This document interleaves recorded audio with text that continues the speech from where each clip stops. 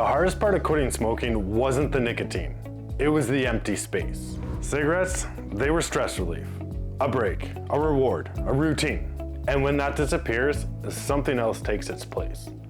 Stress fills it, sugar fills it, alcohol fills it, scrolling fills it, or eventually cigarettes creep back in.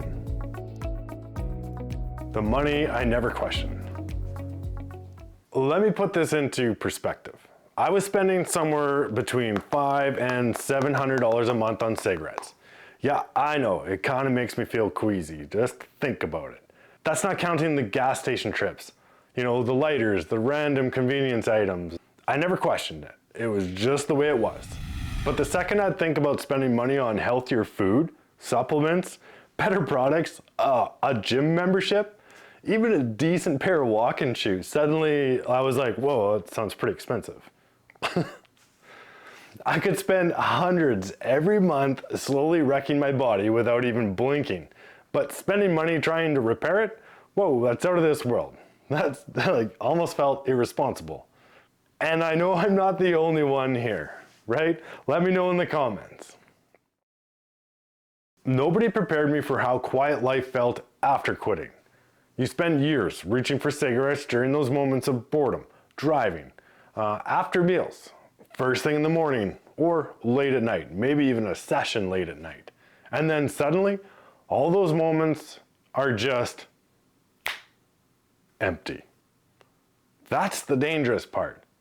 Not the nicotine, the emptiness, because that space doesn't stay empty for long. As I said before, like something's gonna fill it. I didn't fully realize how powerful that pull was until one day I pulled into the drive-thru. Yeah, nothing unusual, just another morning. I rolled down the window, and before I even had time to think, the first words out of my mouth were, "Next select king size, please." Then I froze. Wait, what? I wasn't trying to buy cigarettes. I was just getting my coffee. I wasn't even thinking about cigarettes. I wasn't even like having a craving. It's just my brain had simply like stepped back into a routine I'd repeated thousands of times over the years. That moment hit me hard because I realized the pull wasn't coming from nicotine at that point. It was coming from the routine. Like my brain didn't want a cigarette, it wanted a familiar pattern. You know, a familiar pattern that used to go with my morning coffee. That's when I realized quitting smoking wasn't just about removing nicotine. It was about rebuilding identity. That hit me hard. And if you don't intentionally put something healthier into that space, cigarettes are gonna creep back in. That's why so many people quit multiple times. That's normal, it's human. Replacement. Around the 30-day mark, I stopped asking, how do I resist smoking? And started asking a more important question, and that being, what do I put in those moments instead? The first thing I replaced was with movement. Not hardcore fitness, not some massive transformation plan, just movement. Walking, getting outside. Eventually it turned into riding bikes with my son, paddleboarding with the family, and going on family hikes. But it started with walking. I know. How is walking supposed to compete against a 25-year habit? But after a while, I noticed my stress was lower during and after those walks. And my cravings, like they eased up. Yeah, after movement. And for the first time in years, like I was really starting to realize that this is how slowly you start to change structure and start building routines. You know, routines that weren't connected to smoking. As it turns out, that mattered more than I expected because smoking wasn't just an addiction. It was attached to moments. So now I needed new moments. What surprised me? I originally thought quitting smoking was mostly about willpower, but the longer I stayed quit, the more I realized my body felt run down. Like I'm talking low energy, joint pain, brain fog, terrible sleep. Yeah, I thought cravings were the problem, but sometimes I just didn't feel good physically. So I started paying attention to what I was putting into my body instead of only focusing on what I removed. Better food, more water, and supplements.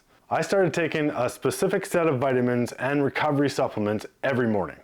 Not random stuff off the shelf from a grocery store, like chewable vitamin C. No, a stack designed for what my body was going through at midlife post-quit.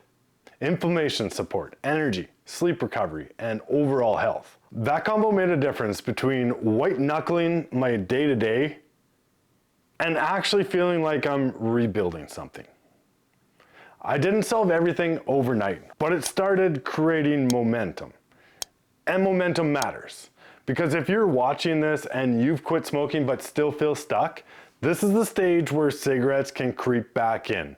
Attention. Not because of failure, but because of not rebuilding what smoking used to occupy.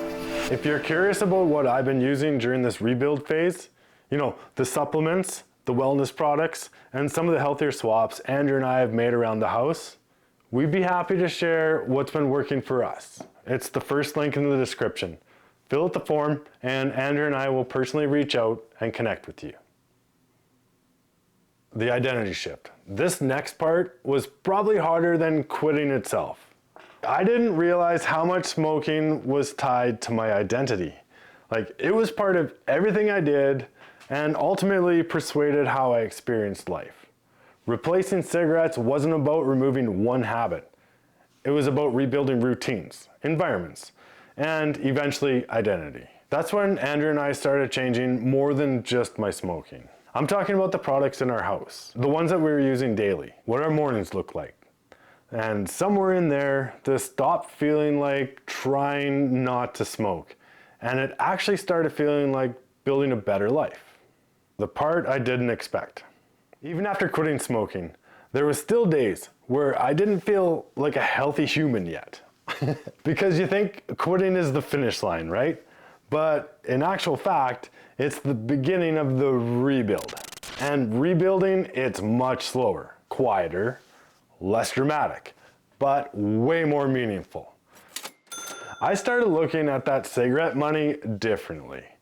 What if even a fraction, say like 15 or 20% of what I used to spend on cigarettes went towards rebuilding for my future self instead of destruction? That alone covered my supplements, cleaner household products, and even better food choices. The beauty of it, I wasn't adding a new expense. I was redirecting one that was already there. Better food, better supplements, walking shoes, cleaning products, experiences with my family. Things that actually moved my life forward instead of keeping me stuck. I'm not spending more money than before. I just changed the direction I was putting it in. Oh, and that other 80%, it goes into a separate account, and I just keep an eye on that one.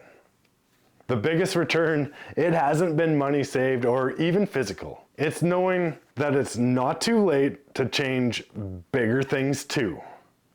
Because if I can quit smoking, and you can quit smoking, even after 25 years, what else can change? That question, it does way more than smoking ever could. If you're somewhere in that empty space right now, give yourself grace. You're rebuilding years of patterns, right? That takes time. But every day you stay on your path matters more than you think. It's one day further than yesterday, and I'll see you in the next one. The end.